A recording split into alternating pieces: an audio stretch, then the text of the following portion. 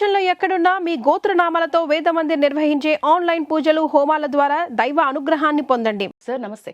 నమస్తే. బాగున్నారా sir? Super sir, ఎక్కడ చూసినా బీజేపీలోనే ఒకటే మాట, బండి సంజయ్ బండి సంజయ్ బండి సంజయ్. సంథింగ్ పెద్ద చేంజ్ ఏదో జరగబోతోంది. ఢిల్లీలో బండి సంజయ్ ఇంట్లోనే నేతలందరూ కలుసుకున్నారు. ఏంటి సార్, ఏమైనా అప్డేట్ ఇస్తారా? దానికి ముందండి అది పార్టీ అధిష్టానము తీసుకున్న కొన్ని చర్యలల్లో కొన్ని తెలంగాణలో ఉన్న కొన్ని కార్యకర్తలలో పార్టీషన్లో కొన్ని అపోహలను తొలగించడానికి అంటే కావాలని దుర్మార్గమైన బీఆర్ఎస్ కాంగ్రెస్ ఒక సోషల్ మీడియా ద్వారా ఒక అపోహలు సృష్టిస్తుంది కావాలని. కాబట్టి దానికి కొన్ని సరిదిద్దే కార్యక్రమాలు ఆ అపోహలను దూరం తొలగించడం తప్ప అక్కడ ఉన్న ఏం లేదు. అపోహలను దూరం తొలగించడం కొంత కార్యాచరణ తీసుకుంటారు. ఆ కార్యాచరణ ఈరోజు తెలంగాణలో ఒక రకమైన ఒక ఉత్సాహం కనబడుతుంది. స్టేట్ రాష్ట్ర వ్యాప్తంగా కార్యకర్తలు కావచ్చు, నాయకులు కావచ్చు, ప్రజలలో కూడా కావచ్చు. ఇంకా మేము కోరుకున్నదంతా నిజమవుతుంది. ప్రజలు మాత్రం సంతోషంగా ఉన్నారు ఆ చర్యల వల్ల. బండి సంజయ్ రఘునందన్తో దిగిన ఫొటోస్, బండి సంజయ్ ఈటలతో దిగిన ఫొటోస్, ధర్మపురి అరవింద్ గారితో దిగిన ఫొటోస్ ఇప్పుడు సడన్గా చాలా వైరల్ అవుతున్నాయి. బీజేపీ క్యాడర్లో చాలా సంతోషం వ్యక్తం చేస్తున్నారు కింది స్థాయి నుంచి. ఎందుకు ఇప్పుడు సడన్గా ఈ ఫోటోలు వైరల్ అవ్వటం? అంటే ఇంతకుముందు సఖ్యత లేదు, ఇప్పుడు నేతలందరూ కలిసిపోయినరు అనే మెసేజా? ఎందుకు ఇట్లా? ఎప్పుడు సఖ్యతనే ఉంది. నేను చెప్పాను కదా ఇప్పుడే, ఈ బీఆర్ఎస్ కాంగ్రెస్ రెండు ఒక్కటై ఒక ఏదైతే వెస్ట్ బెంగాల్ దెబ్బకు ఇద్దరు దిమ్మ తిరిగిపోయింది. ఇంకా దీన్ని ఎవ్వరు ఆపలేరు. వెస్ట్ బెంగాల్ నుంచి ఏమో వంగ అంగ అన్ని కళింగ అన్ని కొట్టుకుంటూ వచ్చినారు. ఇంకా థ్రిల్లింగ్గానే ఉంది అని సమయంలో ఒక కుట్రలకు ఈ సోషల్ మీడియా ద్వారా కొన్ని పెయిడ్ ఛానల్స్ ద్వారా చేయటం మొదలుపెట్టారు. ఆ అపోహలకు సమాధానం దీన్ని బట్టి కూడా నాయకుల మధ్యన మాకు కూడా కొన్ని అవగాహన అవుతున్నాయి. మేము ఎంత మంచిగున్నా కొన్ని అపోహలను తొలగించాలా. ఒకటి, తెలంగాణ ప్రజలు తెలంగాణ పార్టీ శ్రేణులు ఏదైతే మా నుంచి కోరుకుంటున్నారో నాయకులుగా వాళ్ళకు అనుగుణంగా మనం ఉండాలనేది ఒక మంచి శుభ పరిపాలన ఇది తెలంగాణకు. గ్యాప్ చాలా స్పష్టంగా కనిపించింది కదా సార్ ఇన్ని రోజులు. ఇప్పుడు గ్యాప్ లేదండి. ఇప్పుడు మీకు అర్థం కావట్లేదు అంటే గ్యాప్స్ అంటే ఎట్లుంటుంది గ్యాప్స్. ఇప్పుడు ఈటెల బండి సంజయ్ కలిసినప్పుడు ఎందుకంత పెద్ద న్యూస్ అయిపోయింది చెప్పండి. మళ్ళీ నీకు ఏవైతే అపోహలు ఉన్నాయో అపోహలను తొలగించడానికి ఇవన్నీ. ఇప్పుడు గ్యాప్స్ ఏముంటుందండి, అయినా కష్టపడిన ఒక పైకి వచ్చిన నాయకులు ఇద్దరు, బండి సంజయ్ గారు గారి ఈటెల రాజేందర్ గారు సామాన్య కుటుంబంలో పుట్టి ఈరోజు ఒక ఇద్దరు ఎవరి వ్యక్తిత్వం వాళ్ళకు ఉంది, ఎవరి బ్యాక్గ్రౌండ్ వాళ్ళకు ఉంది. కానీ ఇద్దరి ఒకటి ఏంటంటే ఊరికనే రాలేదు. అంటే వారసత్వ రాజకీయాల ద్వారానో లేకపోతే జమీందారు రాజకీయాల ద్వారా రాలేదు. ఒక సామాన్య కుటుంబంలో పుట్టి ఒక బీసీ బిడ్డలుగా వాళ్ళు ఒక్కొక్క మెట్టు ఎక్కుకుంటూ వచ్చారు. కాబట్టి కొందరు కుట్రలో భాగంగా ఆ రకంగా సమస్యలు సృష్టించబడ్డాయి. కాబట్టి ఇద్దరు గమనించారు, అనవసరంగా మనము ఏదైతే సమాజం కోరుకుంటుందో ఒక మంచి పరిపాలన తెలంగాణ రాష్ట్రం, కాబట్టి కొన్ని అపోహలను దూరం చేయాల్సిన అవసరం ఉన్నది. కాబట్టి ఆ రకంగా కొన్ని స్టేట్మెంట్లు కొన్ని కలయికలు ఇవన్నీ ఇవ్వడం జరిగింది. భవిష్యత్తులో తెలంగాణకు ఒక మంచి శుభ పరిణామం అని నేను అనుకుంటున్నాను. శుభ పరిణామం అన్నారు. సెప్టెంబర్ 17 ఎలాగూ తెలంగాణ విమోచన దినోత్సవం సందర్భంగా ఎప్పుడు బీజేపీ హడావిడి ఉంటుంది ఖచ్చితంగా. ఈసారి ఒక కీలక ప్రకటన కూడా ఉండే అవకాశం ఉంది అంటున్నారు, నిజమేనా? ప్రకటనలు ఎప్పుడు సందర్భం అవసరం పడితే అప్పుడు చేస్తూ ఉంటామండి. సెప్టెంబర్ 10 కూడా అయితే ఎట్టి పరిస్థితుల్లో 2029లో రాష్ట్ర ప్రభుత్వం అధికారికంగా తెలంగాణ విమోచన దినం చేస్తాము, జరుపుతాము. ఎవడు అడ్డొచ్చినా, ఎవడు తలకేసి కింద కొట్టుకున్నా, బండలకు కొట్టుకున్నా, రాబోయేది భారతీయ జనతా పార్టీ ప్రభుత్వం 2029లో. కాబట్టి సెప్టెంబర్ 10 ఏదైతే 400 సంవత్సరాలు ముష్కరులు తురుకుల పరిపాలనల, నిజాం పరిపాలనల 4 తరాలు 5 తరాలు నరకం అనుభవించినాయో, అమరులైన మా తెలంగాణ మా పూర్వీకులకు ఆత్మలు శాంతించాలంటే అది తెలంగాణ విమోచన దినం జరగాల్సిందే. అది అధికారికంగా రాష్ట్ర ప్రభుత్వం జరిపించాల్సిందే. కాబట్టి భారతీయ జనతా పార్టీ ప్రభుత్వం జరిపిస్తాం కూడా. బీజేపీ అధ్యక్ష పదవి నెక్స్ట్ బండి సంజయ్ అనే లీకులు వినిపిస్తున్నాయి. మీ దాకా ఏమైనా వచ్చిందా? నిజంగా మీరు సపోర్ట్ చేస్తారా సార్ బండి సంజయ్ అధ్యక్షులైతే? నేను చాలాసార్లు చెప్పాను, నాకు పార్టీ ప్రాణం, పార్టీ నిర్ణయాలే శిరోధార్యం. పార్టీ ఎవరిని నిర్ణయించినా వాళ్ళ కింద పనిచేస్తాం. ఒక కార్యకర్త నిర్ణయించినా ఆయన కింద పనిచేస్తాం. ఇది నేషన్ ఫస్ట్ అనే పార్టీ, ధర్మాన్ని గౌరవించే పార్టీ. ఈ పార్టీకి కొన్ని వ్యక్తులు, మళ్ళీ నేను చాలా ఇంటర్వ్యూలో చెప్తున్నాను, ఇక్కడ పార్టీకి వ్యక్తులు ముఖ్యం కాదు. మీరు వ్యక్తులను చేస్తూనే విభజనలు తెస్తున్నారు. ఎవరి స్థాయి వాళ్ళకు ఉంటుంది.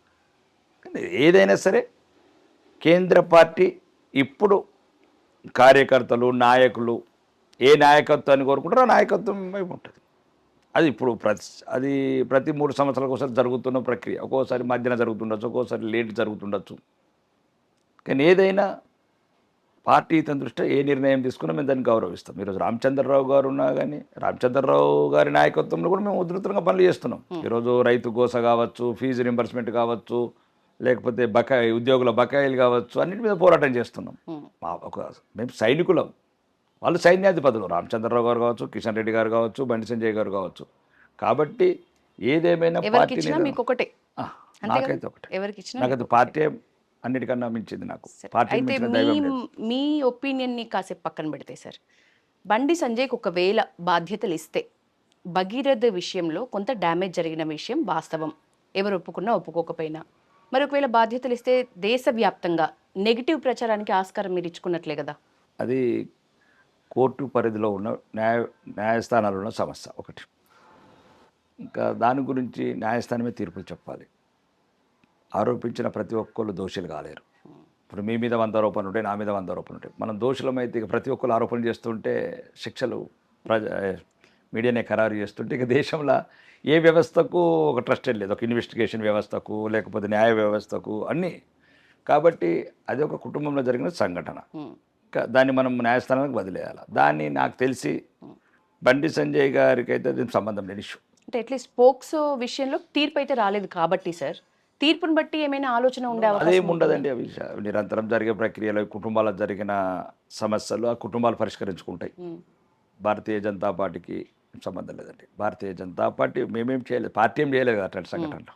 కాబట్టి అవి కుటుంబ సంఘటనలు, కుటుంబంలో జరిగిన సంఘటనలు కుటుంబాలే పరిష్కరించుకుంటాయి. న్యాయస్థానాల తీర్పులకు అనుగుణంగా ముందుకెళ్తారు. సార్, ఏపీకి భిన్నంగా జనసేనని ఇక్కడ కొంచెం గ్యాప్ పెరుగుతోంది. జనసేన పార్టీకి బీజేపీకి కొంచెం గ్యాప్ పెరుగుతోంది. ప్లస్ బీజేపీ నేతల్ని జనసేన చేర్చుకుంటోంది.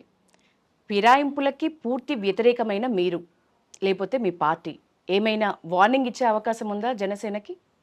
ఫిరాయింపులు అంటే ఏంటి? ఫిరాయింపులు వేరు, పార్టీ చేరికలు వేరు.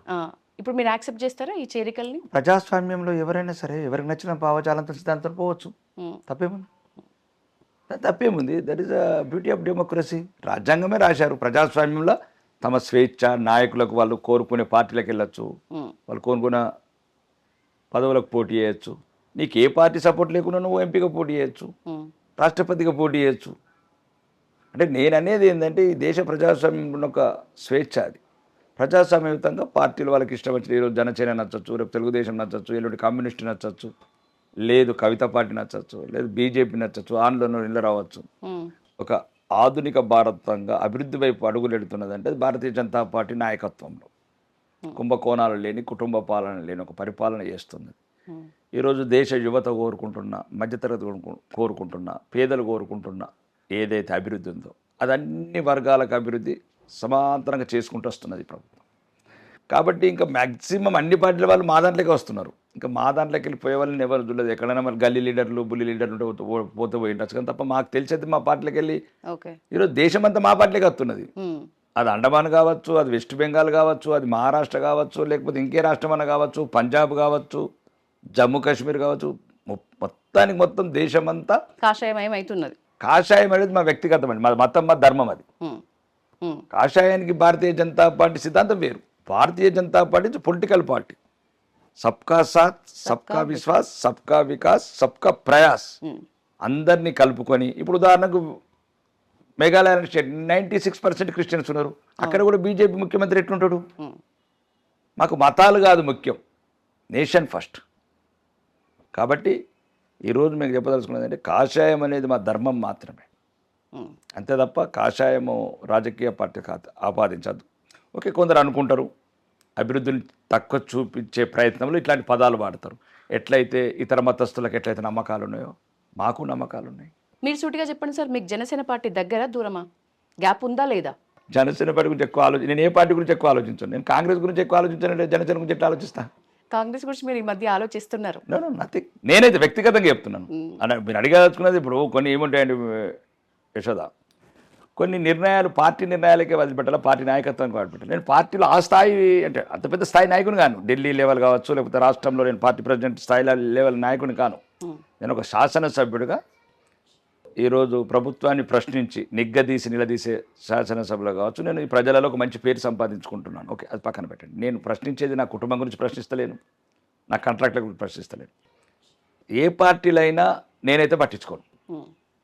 నాకు ఒకటి కనబడుతుంది, కమలం గమ్యం.